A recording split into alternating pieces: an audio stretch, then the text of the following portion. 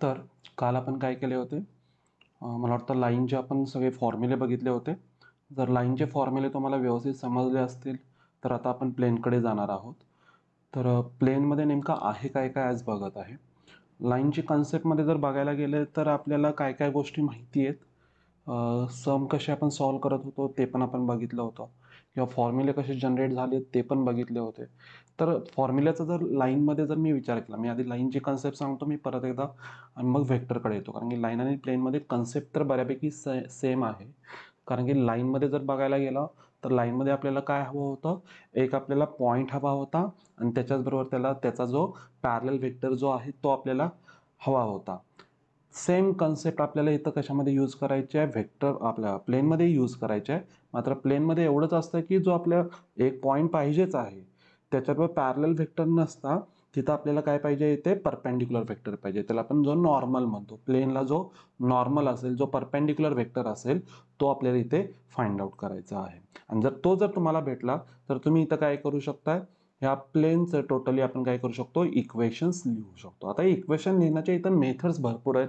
जसे फॉर्म्स असतात, हे मी कालही सांगितलं होतं की लाईनमध्ये पण काही फॉर्म होते, जसे पॉईंट 2 पॉईंटमधून पास होते जर असेल लाईन तर, किंवा जर लाईन जर दोन व्हेक्टर्सला किंवा लाईनला जर काय तुमच्याकडे इथं परपेंडिक्युलर आहे, तर अशा काही कन्सेप्ट होत्या ना, तशाच इथं प्लेनमध्ये पण काही कंडिशन्स दिल्या जातात आणि त्याच्यावरून तुम्हाला इथे काय करायचे, इथे प्लेनचे इक्वेशन्स तयार करायचे आहेत. मग इथं हा फर्स्ट एक बेसिक जो तुम्हाला दिलेला आहे, हा फर्स्ट लाईनमध्ये जसा एक बेसिक होता तुमचा पॉईंट आणि पॅरल व्हेक्टर, तसा प्लेनमध्ये सुद्धा बेसिक एक आहे. एक मला नेहमी लागतो काय, पॉईंट पाहिजे, आणि लागतो मला कोण, परपेंडिक्युलर व्हेक्टर पाहिजे. तर चला मी इथे एक डायग्राम पण ड्रॉ करतो, जर दिसत नसेल तर बघा व्यवस्थित. हे माझ्या इथे एक प्लेन आहे. तर या प्लेनचं जर मला इक्वेशन जर फाइंड आउट करायचं असेल तर याच्यावरचं मला पाहिजे कोण, हा पॉईंट. पॉईंट कोणा मिळाला इथं, ए आहे, जो कोणा मिळाला इथं x1 y1 z1. आणि दुसरा मला पाहिजे इथं एक परपेंडिक्युलर व्हेक्टर जो आहे त्याला म्हटला जातो एन बार म्हटला जातो, तो मला माहित पाहिजे. त्याचा आपण काय लिहितो इथं, DRS किंवा त्याचा पोझिशन व्हेक्टर म्हणतो मी इथं, A I cap plus B J cap plus C K cap. लाईनमध्ये काय होतं, जर लाईनचं इक्वेशन जर फाइंड आउट करायचं होतं तर या लाईनसाठी काय होतं, माझ्याकडे पॉईंट होता, सेम आपण घेतला होता AX1 Y1 Z1 घेतला होता, आणि दुसरा घेतला होता इथं पॅरल व्हेक्टर जो होता माझ्याकडे इथं बी बार होता आपल्याकडे इथं, तो त्याचा पोझिशन व्हेक्टर होता A I cap plus B J cap plus C K cap. इथे पॅरलल व्हेक्टरचे जे DRS होते हे ABC आहेत, आणि ज्यावेळी प्लेनमध्ये जात आहे त्यावेळी नॉर्मलचे जे DRS असणार आहेत कोण असणार इथं, ABC असणार आहेत. ओके, चला ठीक आहे. ही कन्सेप्ट आता व्यवस्थित समजून घ्या कुठली आहे. आपल्याकडे लाईनसाठी पॉईंट आणि पॅरलल व्हेक्टर, प्लेनसाठी पॉईंट आणि परपेंडिक्युलर व्हेक्टर. मग जर पॉईंट आणि जर परपेंडिक्युलर व्हेक्टर जर तुम्हाला माहीत असेल कशामध्ये, प्लेनमध्ये, तर नेमकं काय करायचं तेही बघूया. चला आपलं लाईन तर झालेलं आहे, प्लेनमध्ये आपण बघूया नेमकं काय काय असतं. नेमकं एक सेम वेक्टर इक्वेशन कसं लिहिलं जातं, कार्टेशियन इक्वेशन कसं लिहिलं जातं, हे आपण आता प्लेनमध्ये बघूया. आता वेक्टर इक्वेशन लिहिण्यासाठी बेसिक बेसिक जसं लाईनमध्ये काय होतं, vector equation R bar is equal to A bar plus lambda B bar होता, तसं इथे काय असतो, R bar dot N bar is equal to A bar dot N bar. Basic basic आधी समजून घ्या. वेक्टर इक्वेशन जर प्लेनचं लिहायचं असेल तो जो आहे तो हाच फॉर्म आहे, कोणता, R bar dot N bar is equal to A bar dot N bar. तुम्हाला काय करावं लागेल, आर बार म्हणजे आपल्याला माहिती आहे जो आपण लाईनमध्ये यूज करत होतो, x I cap plus Y J cap plus Z K cap, तो कोणताही पॉईंट असतो. प्लेन सुद्धा पॉईंट पॉईंट पॉईंट पासून बनलेला आहे, जसं लाईन सुद्धा पॉईंट पासून बनते तसं सुद्धा इथं तुम्ही प्लेन सुद्धा म्हणू शकता. लाईन पासूनच बनलेलं असतं, मग लाईन सुद्धा तुमची पॉईंट पासूनच बनते. त्यामुळे हा आर बार मेन म्हणजे काय करतो, पॉईंटच डिनोट करतो प्लेनवरचा. आणि एन बार एक आहे आपला जो नॉर्मलचं इक्वेशन आहे, इज इक्वल टू ए बार म्हणजे आपला हा जो पॉईंट ए आहे त्याचाच कोण असणार आहे इथं, पोझिशन वेक्टर. पाहिला असेल लिहितो ए बार इज इक्वल टू कोण असणार इथे, x1 I cap plus y1 जे कॅप प्लस z1 के कॅप. हा त्याचा पोझिशन वेक्टर होता.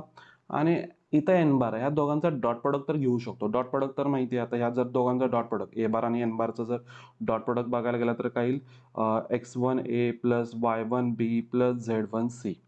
हा त्याचा डॉट प्रोडक्ट येणार आहे. तुम्ही त्याचा डॉट प्रोडक्ट काय असेल ते लिहून ठेवू शकता. तर हा झाला तुमचा वेक्टर इक्वेशन झालं. आणि दुसरं एक असतं आपल्याकडे इथे एक आहे कार्टेशियन इक्वेशन. मग कार्टेशियन इक्वेशन कसं लिहिलं जातं तेही बघूया. तर कार्टेशियन इक्वेशन लाईनमध्ये काय होतं बघा, x minus x1 upon a is equal to y minus y1 upon b is equal to z minus z1 upon c होतं. तर इथे काय असतं तर तेही बघा. काय करायचं, सेम x मायनस x1 अपॉनला a लिहित होता ना, तर इथे कुठे लिहायचं मल्टिप्लायमध्ये, plus same y minus y1 b plus z minus z1 c is equal to 0. लिहून टाका. तिकडे होतं कशामध्ये आपल्याकडे डिवाइडमध्ये टाकायचं आणि इक्वल टू लिहायचं, आणि जर इज इक्वल टू तिकडे लॅमडा केला तर सिमेट्रिक फॉर्म तयार होत होता आपला. तर इथं आपल्याकडे तसं काही सिमेट्रिक वगैरे काही फॉर्म नाही आहे. इथे जस्ट आपल्याला काय करायचं आहे, X minus x1 a plus y minus y1 b plus z minus z1 c is equal to 0. हा आपल्याकडे कोणता आहे, कार्टेशियन इक्वेशन आहे. मग तुम्हाला इथे लक्षात घ्या, प्लेनचं जर इक्वेशन जर विचारलं असेल तर वेक्टर इक्वेशन जर विचारलं तर नेहमी कुठला फॉर्म पाहिजे, R bar dot N bar is equal to A bar dot N bar हा पाहिजे. आणि जर तुम्हाला कार्टेशियन इक्वेशन जर विचारलं तर नेहमी x minus x1 a plus y minus y1 b plus z minus z1 cच पाहिजे. हे असंच लक्षात ठेवायचं आहे. तर हा झाला तुमचा फर्स्ट फॉर्म झाला. आणि त्याच्यामध्ये डीआरएस नेहमी एक इथं माहिती पाहिजे, डीआरएस ऑफ नॉर्मल. आता डीआरएस ऑफ नॉर्मल हे तर मी मगाशीच सांगितले होते, कोण आहे ते ए बी सी आहेत. जसे लाईनमध्ये तुम्ही लाईनचेच डीआरएस म्हणताय, मी तर प्लेनचे डीआरएस म्हणत नाहीये, हे नॉर्मलचे डीआरएस आहेत. कारण की पॅरलल बघा, लाईनमध्ये काय असतात, जो बी बार असतो तो तुमचा पॅरलल वेक्टर असतो, त्यामुळे त्या दोघांचे काय असतात डीआरएस जे सेम असू शकतात. मात्र इथं नॉर्मलचा डीआरएस हा तुमचा एबीसी आहे, प्लेनच्या पण डीआरएस नाही म्हणू शकत कारण की ती लाईन नाही आहे आपली. तर हे झाले तुमचे काय ते फर्स्ट जो आपली कंडिशन दिली होती, passing through the point and perpendicular to the vector, ही कंडिशन आहे. ही नेहमी एक आपली बेसिक कंडिशन असणार आहे. हे फर्स्ट झाली कंडिशन. चला आता सेकंड वरती जाऊ आपण. सेकंड जर कंडिशन कुठली दिली तर याच कंडिशन मध्ये मी बसवणार आहे. कोणतंही पुढे तुम्हाला कोणतीही कंडिशन देऊ देत, मी नेहमी काय करतो, इथे पॉइंट फाइंड आउट करणार आणि परपेंडिक्युलर वेक्टर. पॉइंट तर बऱ्यापैकी तुम्हाला दिलेलाच जातो, फक्त तुम्हाला परपेंडिक्युलर वेक्टर इथं शोधायचा असो, जसं लाईनमध्ये आपण पॅरलल वेक्टर शोधत असतो. एवढीच कन्सेप्ट माइंडमध्ये बसू दे. तर चला नेक्स्ट कंडिशनकडे आपण जाऊ. तर आपली आता दुसरी जी कंडिशन आहे ती आहे आपली passing through the point and parallel to two vectors. म्हणजे तुम्हाला इथं दोन व्हेक्टर्स दिले जातील, पॅरलल आहेत जे प्लेनला, आणि एक तुम्हाला पॉइंट दिला जाईल. तर नेमकं कसं सॉल्व्ह करायचं तेही बघूया, इक्वेशन कसं फाइंड आउट करायचं. तर आधी आपण काय करू, मी इथे एक इक्वेशन प्लेनचे एक डायग्रामच ड्रॉ करू म्हणजे क्लिअर होईल. एक इथे एक प्लेन चला ड्रॉ करू इथे, ज्याच्यावरचा मला पॉइंट दिलेला आहे. म्हणजे पॉइंट दिला म्हणजे कोण मला भेटला इथे, चलो कोण भेटेल आपल्याकडे इथे, त्याचा पोझिशन वेक्टर कोण भेटला इथे, x1 i cap plus y1 j cap plus z1 k cap. हा इथं भेटला म्हणजे पॉईंटचं तर आपलं काम झालं. नेहमी पाहिजे कोण मला पॉईंट, आणि दुसरा पाहिजे मला इथे परपेंडिक्युलर वेक्टर. मात्र इथं त्यांनी काय दिलेलं आहे, इथं त्यांनी दिलेलं आहे या प्लेनसाठी असणारे दोन पॅरलल वेक्टर दिले. चला या प्लेनला पॅरलल वेक्टर इथे घेतो, बी बार घेतो, आणि दुसरा एक घेतो मी इथे सी बार घेतो. मला कोण पाहिजे रे, पॉइंट, आणि त्याच्यावर मला कोण पाहिजे इथे परपेंडिक्युलर वेक्टर पाहिजे. इथे आहे का आपल्याकडे परपेंडिक्युलर वेक्टर, माहिती नाहीये, तोच फक्त मला भेटला की झालं इक्वेशन. कारण की वेक्टर इक्वेशन काय असतं आपल्याकडे, R bar dot N bar is equal to A bar dot N bar, आत्ताच आपण बघितलं होतं. आणि दुसरं होतं आपल्याकडे कार्टेशियन इक्वेशन. कुठलं होतं Cartesian equation, X minus x1 a plus y minus y1 b plus z minus z1 c is equal to 0. हे होतं आपल्याकडे. मग याच्यामध्ये काय झालं, आपल्याकडे यातली कोणती व्हॅल्यू आहे, आर बार तर आपण काहीच नाही करत, ॲज इट इज लिहितो. एन बार मला इथं भेटलेला नाही, जो मला इथे फाइंड आउट करावा लागेल. ए बार म्हणजे पॉईंट झाला, म्हणजे पाहिजे फक्त मला इथं आता जो एन बार जो आहे परपेंडिक्युलर वेक्टर आहे तोच मला फाइंड आउट करायचा आहे. मग आता इथं परपेंडिक्युलर वेक्टर जो आहे तो कसा फाइंड आउट करायचा, मला एवढंच माहिती आहे की या प्लेनला हे दोन पॅरल वेक्टर गिवन आहेत. मग जर ह्यांच्यामध्ये रिलेशन बघायला गेले बी बार सी बार आणि एन बार मध्ये, तर एक रिलेशन माहिती आहे, कारण की प्लेनला एन बार हा परपेंडिक्युलर आहे, प्लेनला बी बार आणि सी बार हे पॅरलल आहेत, तर हे बी बार आणि सी बार जे आहेत ते ऑब्वियस एन बारला कोण असणार आहेत, परपेंडिक्युलर असणार आहेत.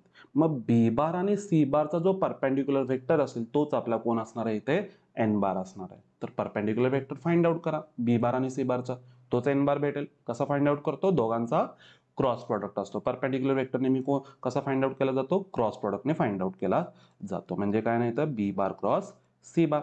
एन बारची व्हॅल्यू पुट करा वेक्टर इक्वेशन मध्ये, म्हणजे काय भेटेल, R bar dot product with N बारची व्हॅल्यू काय मला भेटली इथे, B bar cross C bar is equal to A bar dot product with B bar cross C bar. तुम्ही राईट साईडला जरी बघायला गेला तरी इथे तुमचा स्केलर ट्रिपल प्रॉडक्ट तयार झालेला आहे. तुम्ही तोही लिहिला तरी चालेल, मात्र तुम्ही इथं बी बार क्रॉस सी बार एक व्हॅल्यू फाइंड आउटच करणार आहे. त्याचं डॉट प्रोडक्ट ए बार बरोबर घ्या, तुम्हाला काय भेटेल इथं राईट साईड पण भेटून जाईल. आणि इथे जर कार्टेशियन फॉर्म मध्ये गेला, आता मी इथे कार्टेशियन फॉर्म लिहिलेला नाहीये, तर कार्टेशियन फॉर्म नेमका असणार हे x1 y1 z1 तर इथले व्हॅल्यू आहेत आपल्याकडे. आता एबीसी कोण येणार आहेत रे, हे एबीसी कोण असणार आहेत, इथल्याच व्हॅल्यू. ह्याचे DRs B bar cross C bar जो तुम्ही फाइंड आउट करणार आहे ना, बी बार क्रॉस सी बार जो फाइंड आउट करणार आहात त्याचे जे तुमचे कॉम्पोनंट्स असतील, कोएफिशियंट्स असतील किंवा आपण त्याला डीआरएस म्हणतो, ते कोण असणार आहे तिथे, ए बी सी असणार आहे. व्हॅल्यू पुट करा, तुम्हाला कोण भेटून जाईल इथे, कार्टेशियन इक्वेशन भेटून जाईल. मी तर components of B bar cross C bar लिहिलेत, हे कोण आहेत आपल्याकडे इथे, डीआरएस ऑफ नॉर्मल आहेत. तर ही झाली आपली सेकंड कंडिशन. आणि तुम्ही अजून एक बघत असाल इथे, बघा मी अजून एक इथे फॉर्म्युला ऍड केलेला आहे, जो तुम्ही बुक्समध्ये बघू शकताय, मात्र आपण लिहू नये. म्हणजे जर त्यांनी जर कधी क्वेश्चन जर असा दिला असेल की एक पॉइंट आहे, दोन पॅरल व्हेक्टर्स आहेत, तर त्यांच्यासाठी वेक्टर इक्वेशन फाइंड आउट करा, तर या फॉर्ममध्ये लिहू नका. नेहमी याच फॉर्ममध्ये लिहायचं, याच फॉर्ममध्ये तयार झालं पाहिजे आन्सर. तर हा नेमका असतो काय तेही बघा. R bar is equal to A bar plus इथे कोण आहे, इथे lambda B bar plus mu C bar. हे ॲज कम्पेअर टू आपल्याला कशासारखं दिसतं, इथं लाईनच्या इक्वेशन सारखं दिसतं, मात्र याच्यामध्ये कोण असतं ते पण कंडिशन समजून घ्या. ए बार जो असतो तो आपला नेहमी कोण असतो, पॉईंट असतो. हे लॅमडा बी बार आणि म्यू सी बार आहेत ना, तर हा बी बार आणि सी बार जे असतात ह्या प्लेनला पॅरलल व्हेक्टर्स असतात. तर ही पण एक कंडिशन आहे. तुम्हाला काही वेळा क्वेश्चन जे आहेत ते या फॉर्ममध्ये पण विचारले जाऊ शकतात. याचं तुम्हाला रिड्यूस करायला सांगतील, कशामध्ये, कार्टेशियन इक्वेशनमध्ये रिड्यूस वगैरे करायला सांगतील. तर हा पण एक तुम्हाला फॉर्म माहिती पाहिजे की कोणत्या फॉर्ममध्ये. क्लिअर झाला, सेकंड ही कंडिशन होती. चला आपण थर्ड कंडिशनला जाऊया, नेमकी काय आहे बघूया.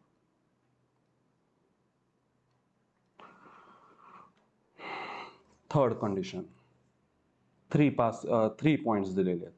तर 3 पॉइंट्स दिले असतील तर काय करायचं, चला बघू. डायग्राम ड्रॉ करू परत एकदा मोठी. चला, प्लेनचं इक्वेशन आहे, 3 पॉइंट दिलेत. इथं घेतो ए पॉइंट आहे. बघा आपल्याला पाहिजे होता एक पॉइंट, इथं दिलेले आहेत त्यांनी 3 पॉइंट्स दिलेत. 3 पॉइंट्स, एक पॉइंट पाहिजे होता. म्हणजे कोण, आपला जो वेक्टर इक्वेशन होता R bar dot product with N bar is equal to A bar dot product with N bar. तर त्यातला ए बार तर भेटलेला आहे. तुम्ही ए बारच्या जागी बी बार पुट करा किंवा सी बार पुट करा, काही फरक नाही पडत. 3 पॉइंट्स आहेत, तिन्हीपैकी कोणताही पॉइंट घ्या. मग आता एन बार भेटणार कसा, आता एन बारचाच फक्त प्रॉब्लेम झाला, कारण की ए बार जो आहे हा एचा पोझिशन वेक्टर झाला. मग आता इथे काय तयार करायचं बघा. आपण ही कन्सेप्ट मला वाटतं अजून एका ठिकाणी यूज केली होती, कुठे, अजून एका ठिकाणी यूज केलं, वेक्टरमध्ये कन्सेप्ट यूज केलेली आहे 4 पॉईंट्ससाठी. 4 पॉईंट्स कोप्लेनर दाखवा, आठवतात ना. 4 पॉईंट्स पासून आपण काय करत होतो, 3 व्हेक्टर्स बनवत होतो. तसंच मी आता इथं काय करतोय, 3 पॉईंट्स दिलेत, तर मी ह्याच्यापासून ह्या प्लेनला तुम्ही कोप्लेनर एक, मी काय करतोय इथं 2 व्हेक्टर्स तयार करतोय, किंवा तुम्ही पॅरलल व्हेक्टर्स म्हणा मगाची जी कंडिशन होती त्याच्यानुसार. म्हणजे जर इथे बघायला गेला तर हा बघा रे, हा मी इथं ए बी बार तयार केला, आणि हा दुसरा आहे तो माझ्या इथे कोण आहे, ए सी बार आहे. तर हे काय झालेत, हे जे 2 व्हेक्टर्स आहेत हे कोप्लेनर झालेत. प्लेनर म्हणा किंवा पॅरलल म्हणा या प्लेनसाठी. मग जर मला 2 पॅरलल व्हेक्टर्स भेटत असेल, जर, आणि मला कोण फाइंड आउट करायचं आहे, आपल्याकडे पाहिजे तो, इकडे आपला एन बार पाहिजे ना, हा परपेंडिक्युलर वेक्टर, कारण की पॉइंट तर आपला हा भेटलेलाच आहे, हा पॉइंट परपेंडिक्युलर वेक्टर पाहिजे. तर मला कोण पाहिजे रे, ह्या 2 जे वेक्टर्स आहेत ए बी बार आणि दुसरा कोण आहे इथं ए सी बार आहे, त्यांना परपेंडिक्युलर असणारा वेक्टर पाहिजे. आणि तो परपेंडिक्युलर असणारा वेक्टर कसा भेटणार आहे इथे, दोघांचा क्रॉस प्रोडक्ट करून. सेम मगाच्यासारखंच तयार झाले बघा, दोन वेक्टर्स तयार झालेत, परपेंडिक्युलर वेक्टर मला पाहिजे, तर कोण असणार आहे इथे आपल्या दोघांचा क्रॉस प्रोडक्ट असणार. तर करा दोघांचा क्रॉस प्रोडक्ट, म्हणजे हा जो एन बार आहे आपल्याला कोण भेटणार आहे इथे, A B bar cross product with A C bar. A B bar cross product with A C bar. आणि हे आपण को इनिशियल व्हेक्टर्स मी म्हणतोय नेहमी, कारण की 4 पॉईंट ज्यावेळी ABCD असतात त्यावेळी पण मी ज्यावेळी 3 व्हेक्टर्स तयार करतो त्यावेळी पण मी कसे तयार करतो, ए बी बार, ए सी बार आणि ए डी बार तयार केले होते. इथं आता आपले 3 पॉईंट्स आहेत ABC, तर मी इथे सुद्धा जो ए पॉईंट घेतला होता ना तिकडे ए बार म्हणून, तर त्याच्यापासूनच मी को इनिशियल व्हेक्टर्स तयार करतोय, ए बी बार आणि ए सी बार. ते नेहमी माइंडमध्ये राहू दे, कारण की आपल्या ज्यावेळी व्हॉल्यूम ऑफ पॅरलोपाईड असतात किंवा तुमच्याकडे अजून कोण होता, व्हॉल्यूम ऑफ टेट्राहेड्रॉन असतात, त्यावेळी ते को इनिशियलच सगळे व्हेक्टर्स लागतात, त्याच्यावरूनच तुमचे ते व्हॉल्यूम वगैरे तयार होतात.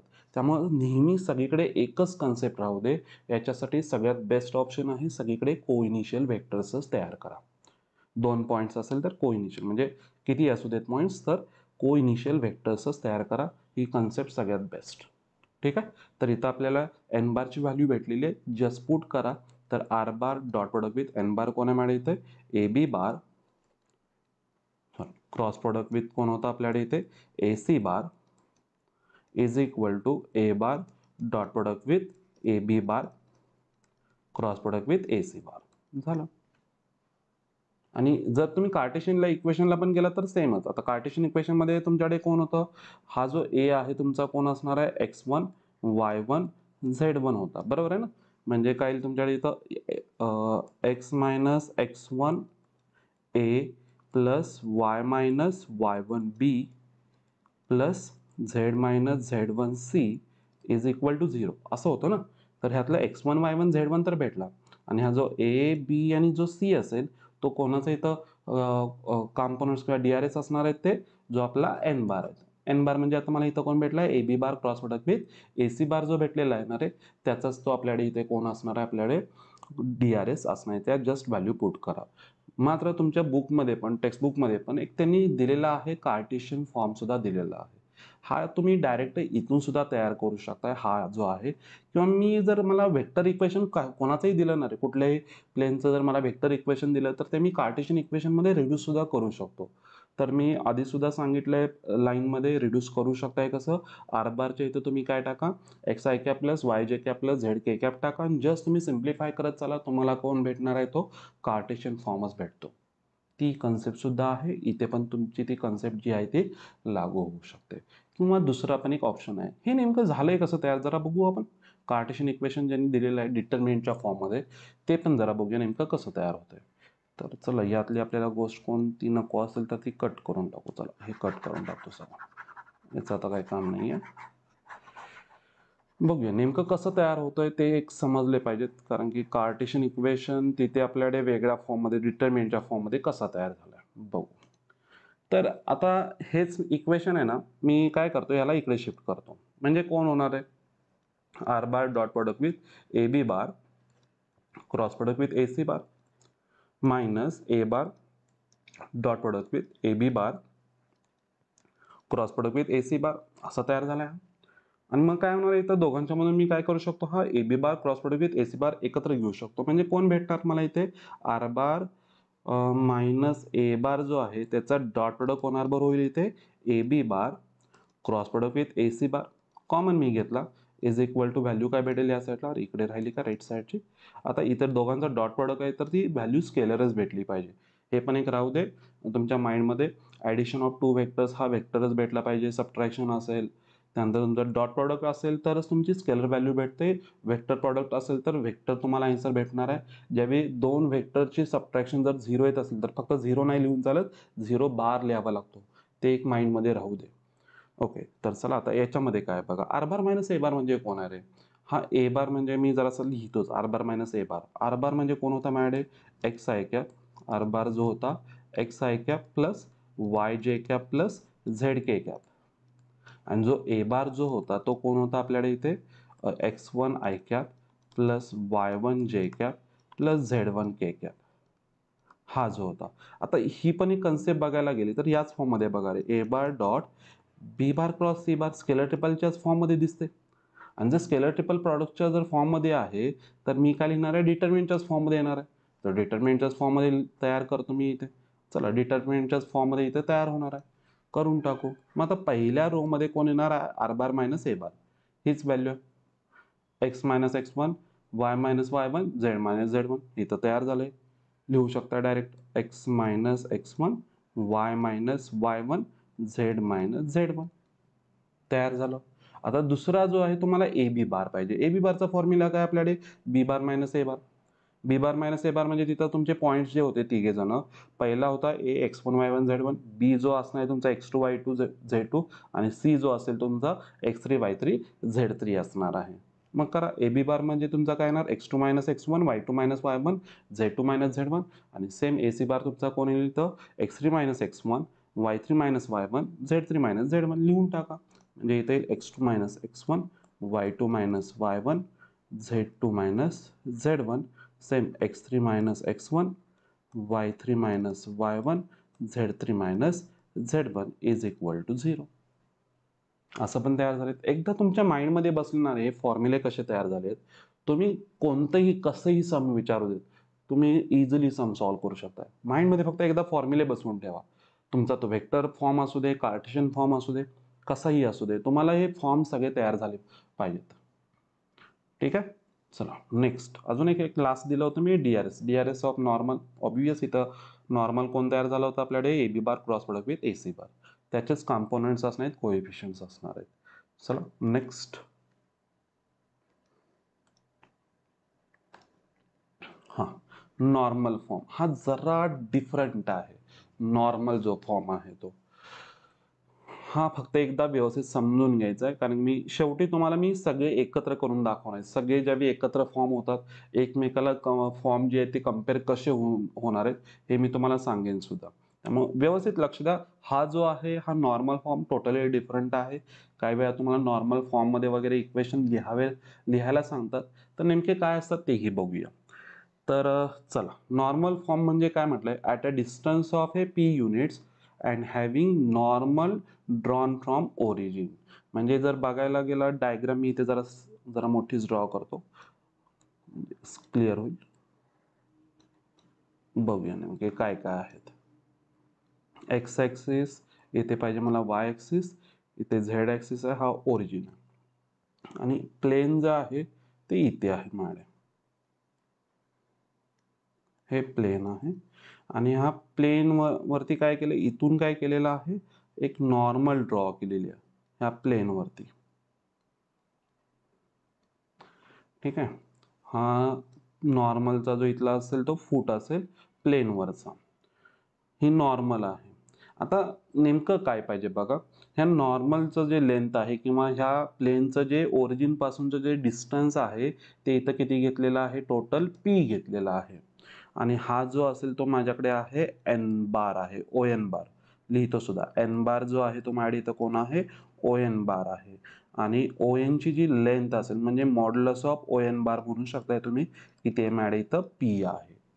तर अशी कन्सेप्ट आहे. ही जर व्हॅल्यू गिवन असेल, एन बार एक गिवन पाहिजे, म्हणजे नॉर्मल तुम्हाला दिलेला असावा, आणि दुसरा आहे ते काय पाहिजे मला, इथं ह्या प्लेनचं डिस्टन्स फ्रॉम ओरिजिन दिलेलं असावं.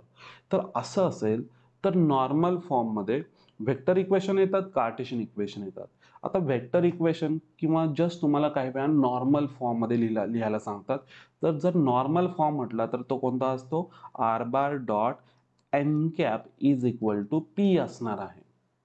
हा नेहमी असाच लक्षात ठेवायचा, R bar dot N cap is equal to P. Second आहे तो कॅप पाहिजे, एन कॅप पाहिजे. एन कॅपचं मिनिंग काय असणार आहे, तो युनिट वेक्टर ऑफ नॉर्मल असणार आहे, युनिट वेक्टर ऑफ नॉर्मल. मग नॉर्मलचं तुम्हाला युनिट वेक्टर फाइंड आउट करावं लागेल, कारण की इथं देताना तुम्हाला दिलेला आहे कोण, एन बार दिलेला आहे.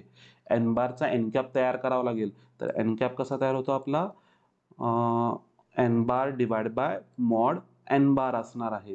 तर ही कन्सेप्ट माइंडमध्ये फक्त व्यवस्थित बसवा. युनिट वेक्टर मॉड्युलसने डिवाइड करा, ते आपण इथं तयार करणार आहे, आणि त्याचाच आपल्याला इथे वापर करायचा आहे. नेहमी नॉर्मल फॉर्म विचारला तर हाच फॉर्म तुम्हाला लिहायचा आहे, R bar dot N cap is equal to P. इथे R bar dot N bar जर कोणी लिहिला चूक आहे, आन्सर अजिबात नाही चालणार तो.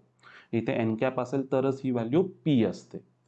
इथे बघा, जर मी बघायला गेला तर दोन मी इथे फॉर्म दिलेत, मात्र वरचाच लक्षात ठेवायचा आहे. R bar dot N cap is equal to P. तो खालचा कसा तयार होतो बघू आपण. चला, आणि दुसरा जो याचाच दुसरा अजून एक फॉर्म आहे तो कोणता आहे आपल्याकडे इथे, कार्टेशियन फॉर्म तुम्ही म्हणू शकता. याचाच कार्टेशियन फॉर्म पण कसा तयार होतो तेही बघा. आर बार आहे. आर बार कोण असतो आपल्याकडे इथे, परत एकदा आठवण करतो, x I cap plus Y J cap plus Z K cap.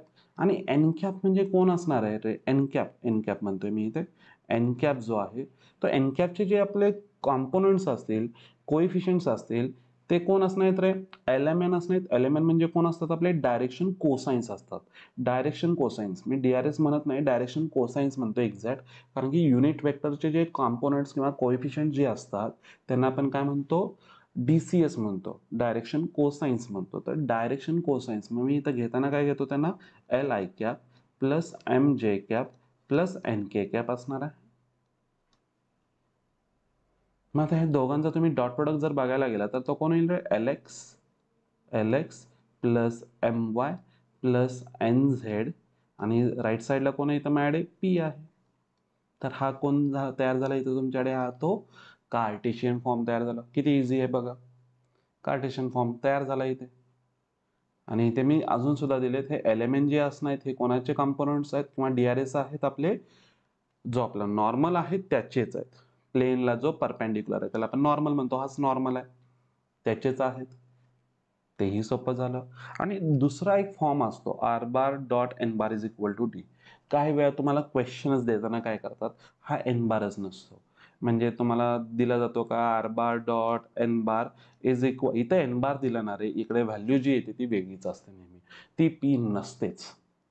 मग याला जर मी आम्हाला पी मध्ये कन्वर्ट करायचं असेल ह्या साईडला, तर हा डी यूज केला जातो बऱ्यापैकी बुक्समध्ये.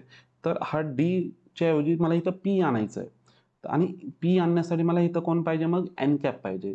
तर ह्या थ्रूआउट इक्वेशनला काय केलं जातं, डिवाइड बाय काय केलं जातं, modulus of N bar. Divide by काय असतो, मॉड एन बार. मग मॉड एन बारने ज्यावेळी तुम्ही डिवाइड करताय तर R bar dot product with हा जो एन बार आहे त्याला डिवाइड बाय कोण आला इथे, mod N bar is equal to D divide by mod N bar. इथं आता जो तयार होईल तो तुमचा कोण असणार आहे, एन कॅप. म्हणूनच तुमचा इथे तयार कोण होणार, R bar dot N cap is equal to P तयार होतो. म्हणजे पी ची व्हॅल्यू तुम्ही काय करू शकता, डी अपॉन मॉड एन बार घेऊ शकता, म्हणजे राईट साईडला असेल. आणि एन कॅप आहे की एन बार आहे हे तर ओळखता येतो. एन कॅप म्हटलं तर तो युनिट वेक्टर असतो ज्याचं मॅग्निट्यूड 1 असतं. ते अपॉन मध्ये वगैरे व्हॅल्यू पाहिजे, सरळ सरळ दिसून पण येतो काही वेळा की तिथं एन बार नाही आहे, एन कॅप आहे, किंवा एन कॅप नाही आहे, एन बार आहे, तो दिसून सुद्धा येतो. समवर्ती केल्यानंतर आपण अजून क्लिअर सुद्धा करू. हा एक फॉर्म होता. आणि जर तुमचा R bar dot N bar is equal to D असेल, R bar dot N bar is equal to जर डीच्या फॉर्ममध्ये असेल, तर कार्टेशियन इक्वेशन पण तुमचं याच फॉर्ममध्ये तयार होणार आहे. कसं तयार होईल तिथं, हा एन बार म्हणजे कोण असणार, एन बारचे जे तुमचे डीआरएस असतील ते एबीसीच असतात. एन बार आतापर्यंत आपण बघत होतो जे डीआरएस जे होते ते एबीसीच होते. मग तुम्ही इथं आर बार डॉट एन बार करताय म्हणजे एक्स वाय झेड आहे आणि इथं एबीसी आहे, तर ए X plus B Y plus C Z झाला इज इक्वल टू डी. तर हा पण माझ्याकडे दुसरा आहे. आणि जो आपला एन बार आहे त्याचे डीआरएस तर एबीसीच आहेत. तसंही लक्षात ठेवू शकताय तुम्ही. किती इझी आहे बघा. चल, मी सगळे एकत्र घेणार आहे. वरचे ज्यावेळी मी फॉर्म्स ह्याच्यामध्ये पण कम्पेअर करणार, याच्याबरोबर कम्पेअर करणार आहे, त्यावेळी सगळे फॉर्म्समध्ये तुम्हाला कोण कसं काय आहे ते समजलं आलं पाहिजे. चल, याच्या पुढचा पॉईंटकडे जाऊ आपण.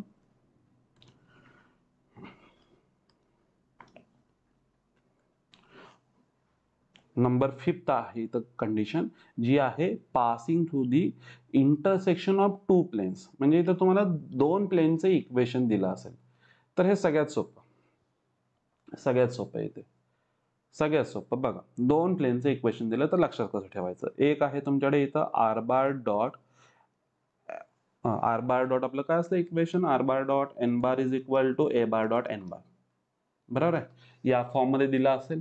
आणि दुसरं आहे, आता मी या फॉर्म मध्ये लिहित नाहीये, आपला लास्ट जो तयार झाला होता कुठला, R bar dot N cap is equal to P एक होता आणि दुसरा एक होता R bar dot N bar is equal to डीच्या फॉर्ममध्ये तयार करतो. तर इज इक्वल टू डी मध्ये तयार करतो.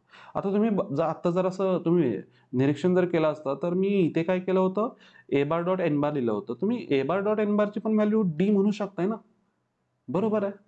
ए बार डॉट एन बार सुद्धा कोण तयार होतो, डीच तयार होतो. हे करणार आहे मी कम्पेअर, थोड्या वेळात आपण तेही करू कम्पेअर, तुम्हाला क्लिअर होईल सगळ्या व्हॅल्यू. तर चला मी इथं डीच लिहितोय, कारण त्याच फॉर्ममध्ये इक्वेशन असणार आहे. वेक्टर इक्वेशन दिले जाईल तुम्हाला आणि दोन प्लेनचे, एक असेल R bar dot N one bar is equal to D one bar आहे आणि दुसरं आहे माझ्या इथं R bar dot N two bar is equal to D two bar आहे, डी टू आहे. तर असे जर दोन माझ्याकडे काय असतील इथं प्लेन जर असतील तर काय करायचं आहे, सगळ्यात बेस्ट लॅमडा एक नवीन व्हेरिएबल घ्या तिथे आणि जस्ट तुमच्याकडे कोण आहे तिथे जो दुसरा आहे ना, तर दोन्ही साईडला लॅमडाने मल्टिप्लाय करा. इथे पण मी लॅमडाने मल्टिप्लाय करतोय दुसऱ्याला. जस्ट लेफ्ट साईडची ॲडिशन ही लेफ्ट साईडला ठेवायची, राईट साईडची ॲडिशन ही राईट साईडला ठेवायची, बाकी काही करायचं नाही. तेच तुमचं वेक्टर इक्वेशन तयार होतं. मी असंच लक्षात ठेवतो. दुसऱ्या इक्वेशनला लॅमडाने मल्टिप्लाय करा आणि जस्ट ॲडिशन करा. लेफ्ट साईडची ॲडिशन ही लेफ्ट साईडला झाली पाहिजे. मग आता लेफ्ट साईडला काय तयार होणार आहे बघा, ॲडिशन मला करायचे या दोघांचे.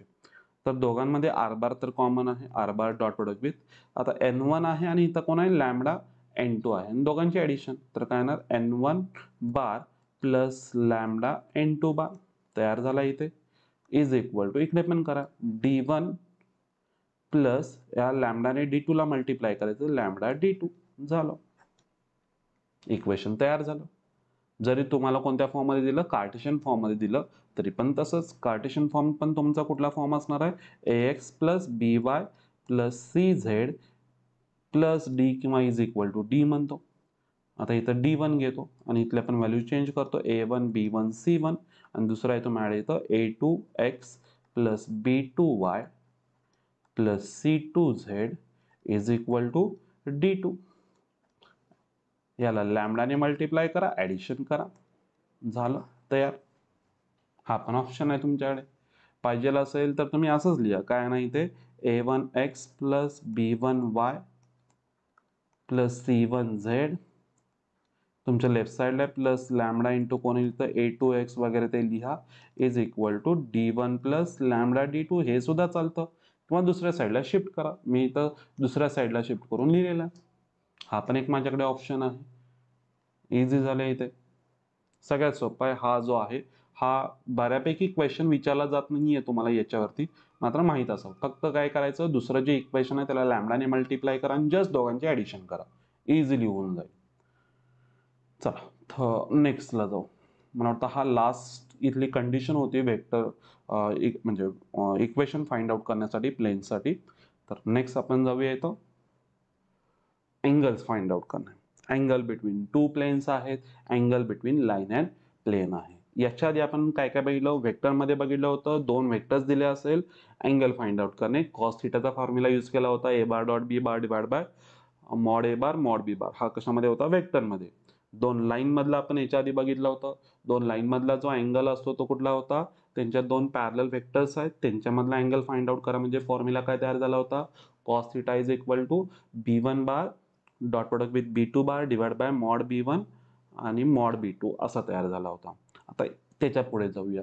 ज्यावेळी प्लेन मधला अँगल तुम्हाला फाइंड आउट करायचा असतो त्यावेळी नॉर्मल मधला अँगल, लाईनसाठी पॅरलल वेक्टर्स मधला अँगल, प्लेनसाठी नॉर्मल मधला अँगल. बघा आठवतं ना सर्वांना, लाईनमध्ये काय लागतो, पॉईंट आणि पॅरलल वेक्टर. प्लेनमध्ये मला काय लागतं, पॉईंट आणि परपेंडिक्युलर वेक्टर. मग परपेंडिक्युलर वेक्टर इथं लागतो ना, त्यांच्यामधलाच अँगल फाइंड आउट करा. लाईनमध्ये मला लागत कोण होतं, पॅरलल वेक्टर्स, तर त्यांच्यामधला मी अँगल फाइंड आउट करत होतो.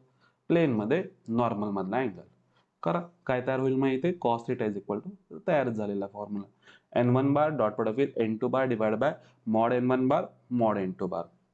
ह्या एन वन आणि एन टूच्या जागी फक्त लाईनमध्ये बी वन आणि बी टू होते, तेवढंच. ज्यावेळी तुमचा अँगल बिटवीन लाईन आणि मग प्लेन होतो, फक्त तयार काय होतं इथे, साईन येतो.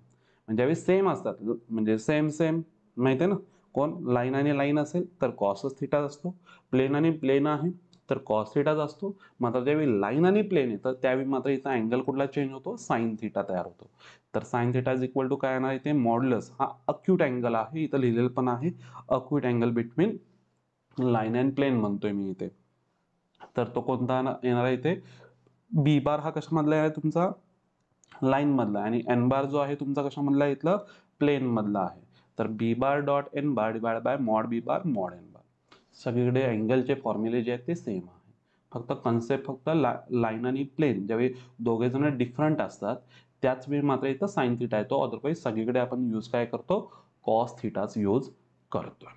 ठीक आहे. किंवा तुम्ही असं पण म्हणू शकता ही जी कन्सेप्ट आहे अजून एका ठिकाणी यूज केली होती साइन थिटा वेक्टरमध्ये अजून एक कुठेतरी झालं होतं क्रॉस प्रोडक्टमध्ये झालं होतं ना, मात्र इथं क्रॉस प्रोडक्ट नाही आहे, हे पण एक माइंडमध्ये राहू दे. आठवतो क्रॉस प्रोडक्ट साइन थिटाचा फॉर्म्युला काय असतो sine theta modulus of A bar cross B bar divide by mod A bar mod B bar, बरोबर आहे ना. आणि हा कोणासाठी होता अक्यूटसाठी होता, अक्यूट अँगलसाठी. तो पण एक आहे ऑप्शन आपल्याकडे, तोही करू शकताय. तर ठीक आहे, चला नेक्स्ट आपण पुढे जाऊया.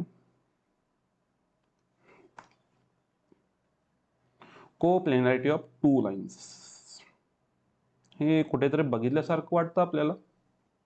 Coplanar intersecting lines. इंटरसेक्टिंग लाइन्सला पण हीच कंडिशन झाली होती, बरोबर आहे ना. सेमच कंडिशन झालेली आहे रे. कशी काय इथं पण तीच कंडिशन कशी काय येते चला बघूया. सेम कंडिशन येते. इंटरसेक्टिंगला पण आपण तीच कंडिशन यूज केली. इंटरसेक्टिंग म्हणजे आपण काय यूज केलं होतं मला वाटतं दोन लाईन्स मधलं डिस्टन्स जे आहे ते आपण 0 यूज केलं होतं.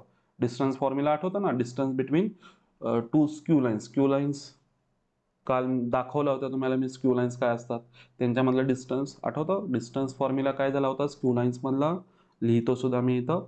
A2 बार मायनस A1 बारचं प्रोजेक्शन कशावरती होतं B1 bar cross product with B2 बार वरती, बरोबर आहे ना. Mod B1 bar cross product with B2 बार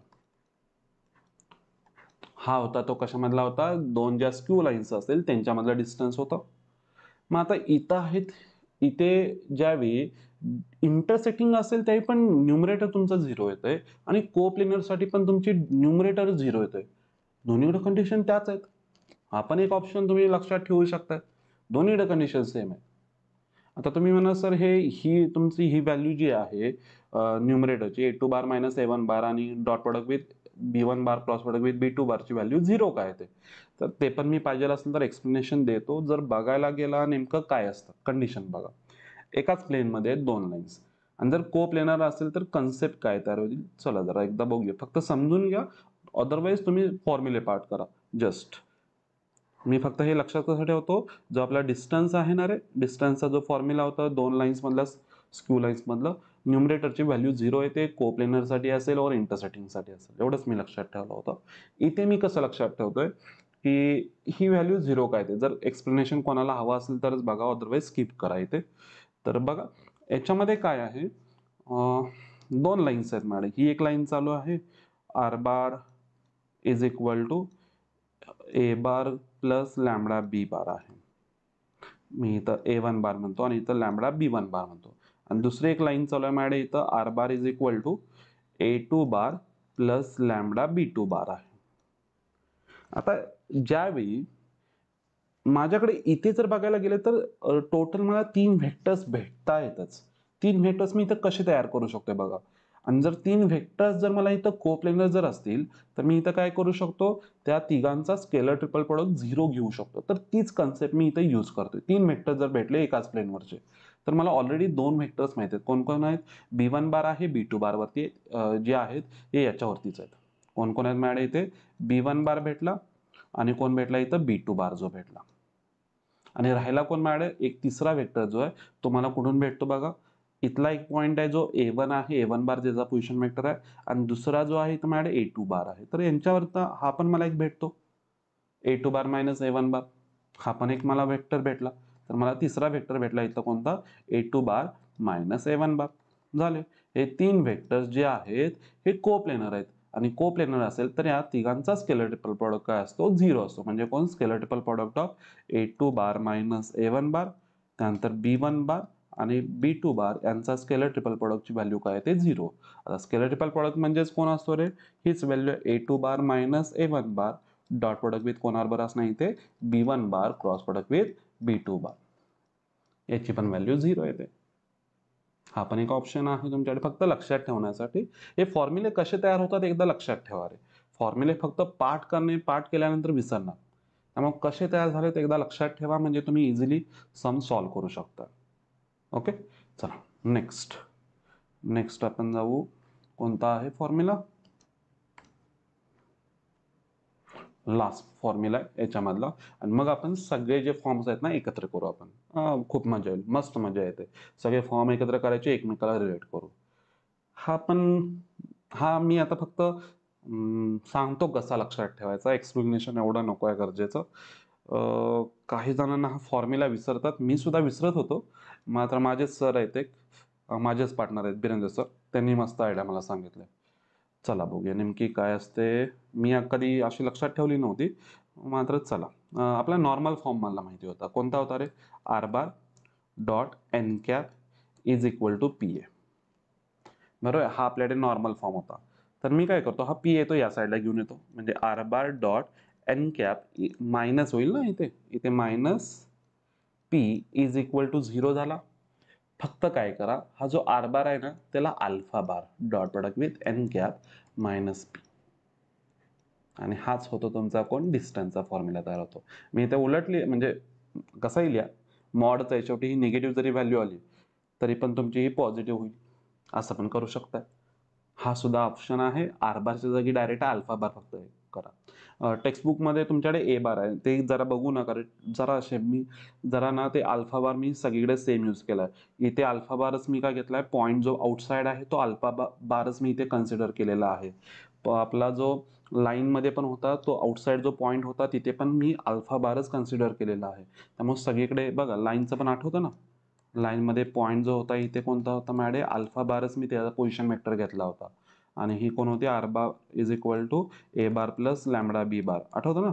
आणि ह्या दोघांमधलं डिस्टन्स काय आठवतं, काय केलं होतं आपण, काय केलं होतं, डिस्टन्स इथलं कसं फाइंड आउट केलं होतं, पायथागोरस थेरमने वगैरे केलं होतं. अंडर रूट काहीतरी आलं होतं, काय काय पहिलं होतं अल्फा बार मायनस ए बार, आठवले पाहिजे सगळे, अल्फा बार मायनस ए बार त्याचा स्क्वेअर, आणि मायनस दुसरं काय होतं, अल्फा बार मायनस ए बारचं प्रोजेक्शन कोणावरती होतं, बी बार वरती. अल्फा बार मायनस ए बार त्याचं प्रोजेक्शन बी बार वरती. तर हा त्याचा फॉर्म्युला होता. इथे पण मी अल्फा बार घेतला होता. मी तर ज्यावेळी पॉईंट जो बाहेर आहे तिथं पण मी अल्फा बारच कन्सिडर केलेला आहे, इझिली होऊन जाईल. त्यामुळं काही ठिकाणी बुकमध्ये ए बार वगैरे यूज केलेले आहेत. ए बार यूज करू नका. ए बार आपण कोण नेहमी यूज करतो रे, पॉईंट, प्लेनवरचा पॉईंट यूज करतो. त्यामुळे मी तो कधीही यूज नाही करत. समजते सर्वांना? त्यामुळे हीच कन्सेप्ट एक लक्षात ठेवा व्यवस्थित. मी काय कसं लक्षात ठेवलं समजलं ना, नॉर्मल फॉर्मवरून हा फॉर्म्युला लक्षात ठेवलेला आहे. तर ही पण एक आयडिया चांगली आहे. चला, हा शेवटचा फॉर्म्युला होता याच्यामधला. आता आपण एक काम करायचं, सगळे फॉर्म्युले मी एकत्र करणार आहे, बघूया. आणि सगळ्यांचं एकमेकाला रिलेशन लावता आलं पाहिजे.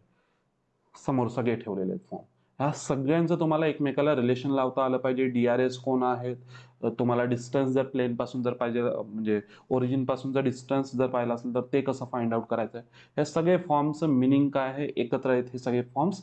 जेवढे आपल्याला दिले जातात त्याच्यावरून तुम्हाला ज्या व्हॅल्यू फाइंड आउट करायला सांगतात त्या आहेत. तर चला बघूया नेमक्या कसे कसे कम्पेअर आपण करू शकतो.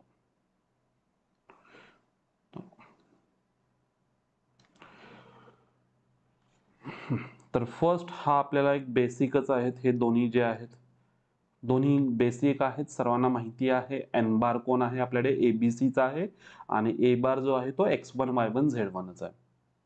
ए बार जो असतो तो पॉइंट असतो, एबीसी असतो म्हणजे एन बार जो असतो तो प्लेनला काय असतो, परपेंडिक्युलर असतो. हे सर्वांना माहिती आहे.